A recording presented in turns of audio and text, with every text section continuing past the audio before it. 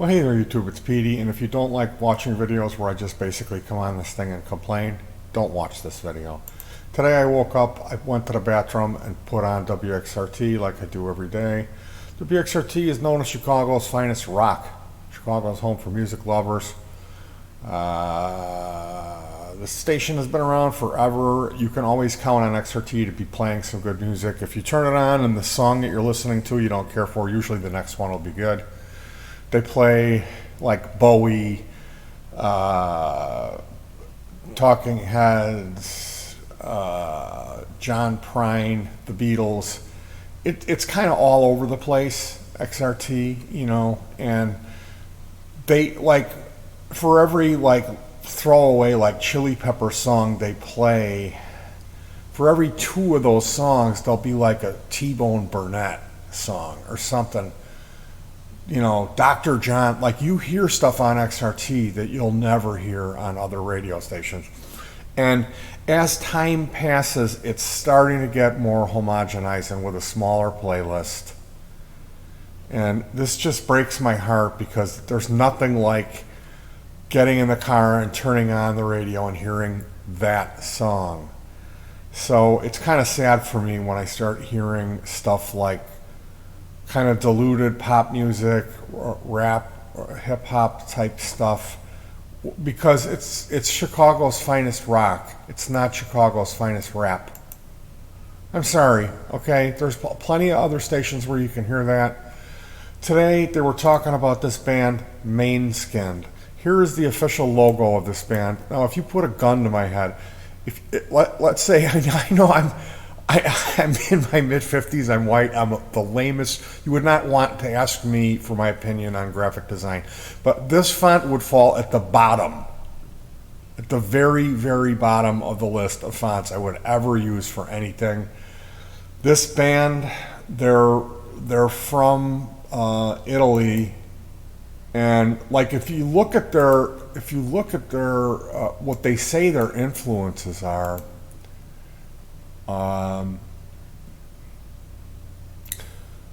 Led Zeppelin is the first influence. Fleetwood Mac, Nirvana, Perry Farrell, Radiohead, Franz Ferdinand, David Bowie, Aerosmith, Black Sabbath, Gentle Giant, Rolling Stones, The Doors, Arctic Monkeys, Red Hot Chili Peppers, REM, and other artists that I've never heard of. So this is some really good, great bands that they're mentioning. So you would think that these guys would be, I would enjoy them, okay? Now, Maneskin had begun popping up in my feed, and I did click on them, as I will click on any band that pops up in my feed. So Maneskin is being pushed right now. They are being pushed by the establishment. This is what you're supposed to be listening to in 2022.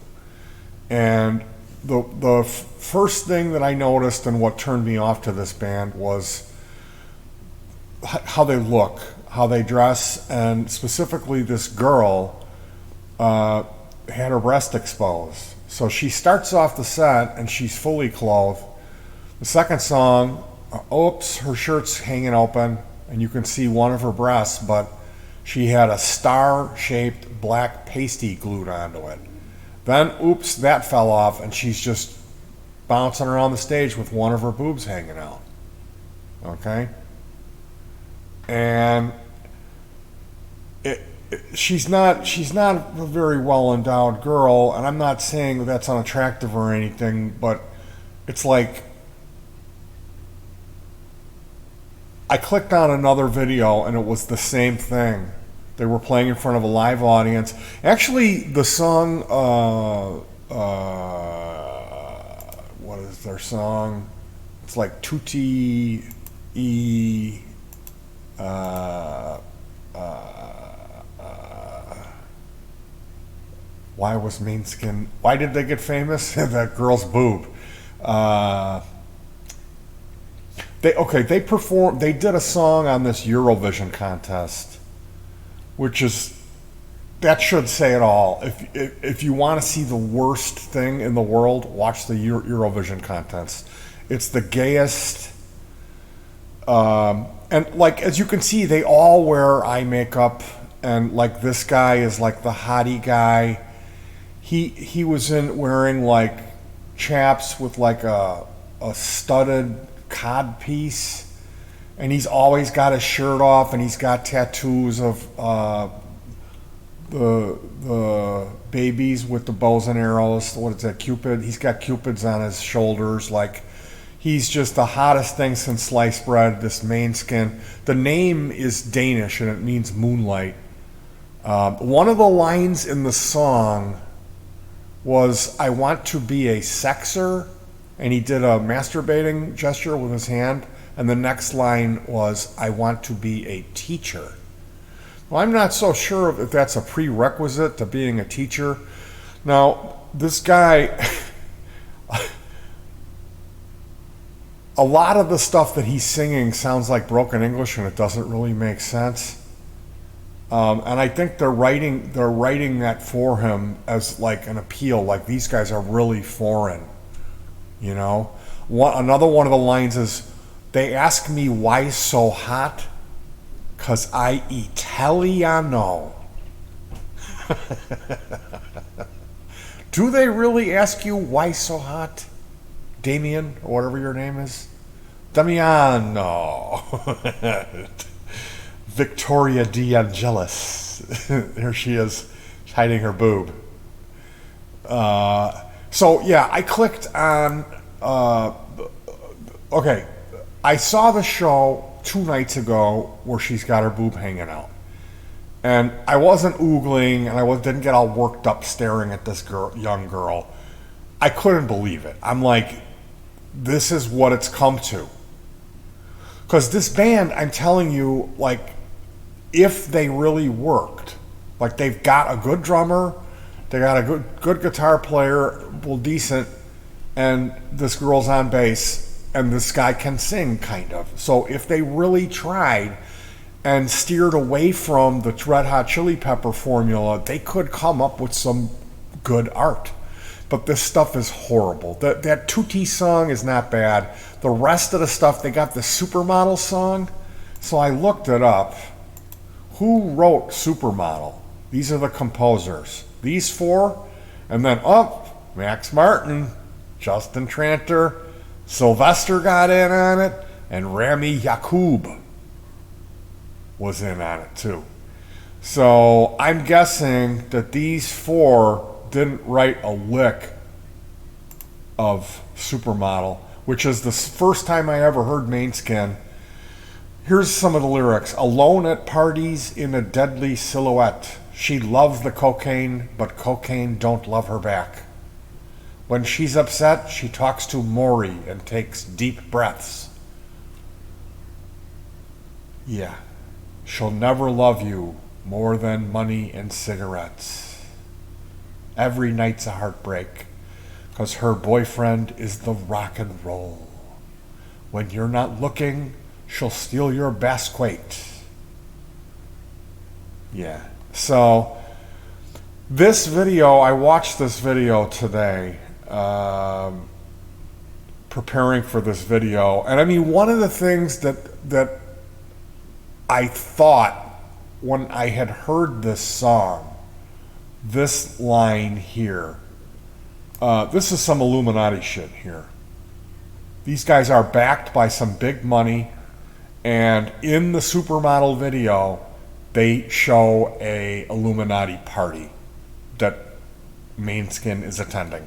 Of course, they go to this party. It's an Illuminati sex party, and there's the 90s Supermodel. That this Victoria De Angelis is always making these really weird faces, like what a tiger will do if it sees its prey.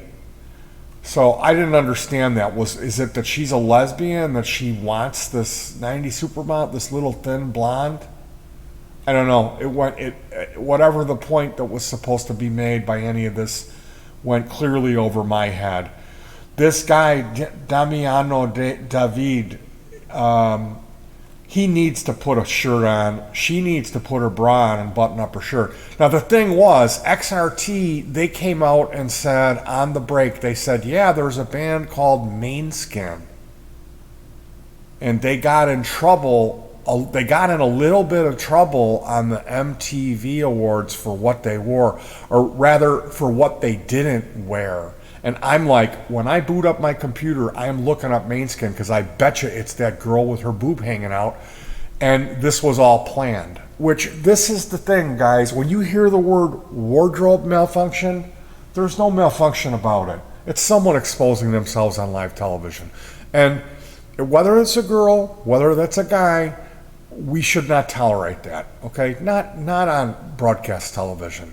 If you want to pay, if you know what you're in for, if you're paying for Skinamax or something like that, you know, the thing is that children have access to that stuff, and that stuff can mess kids up if they see it too young.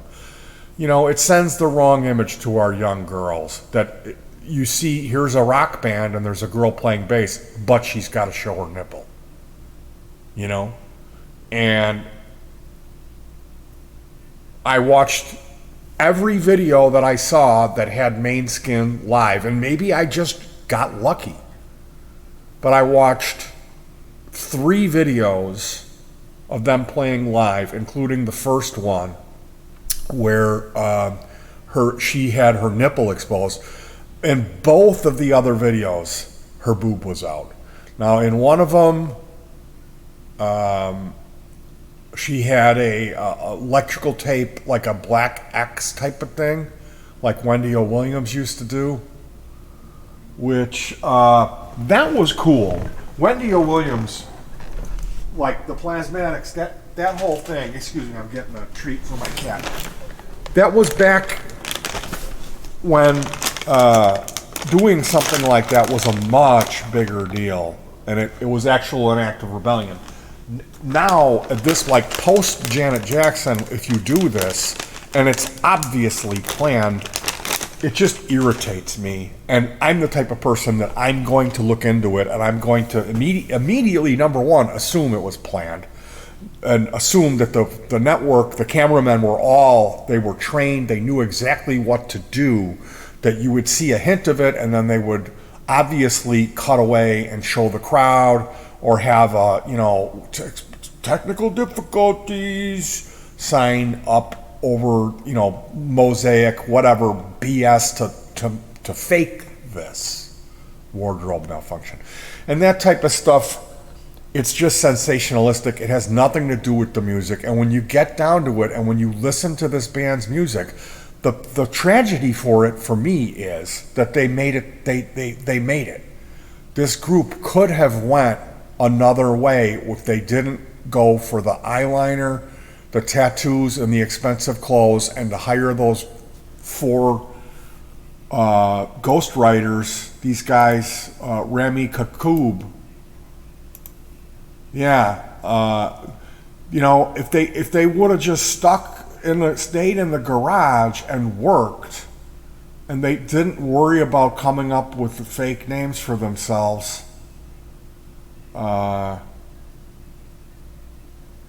Although I think Thomas Raggy is actually Thomas Raggy. They could have ended up writing some interesting music, because the stuff that they're playing, this Maneskin, is fucking horrible. All right, you guys, you didn't need me to tell you this Maneskin band is a fucking joke. Anybody with 2 ears attached to their sides of their heads could hear that. I know it's sensationalistic for me to talk about this stuff, but this is why I'm embarrassed that I play a guitar.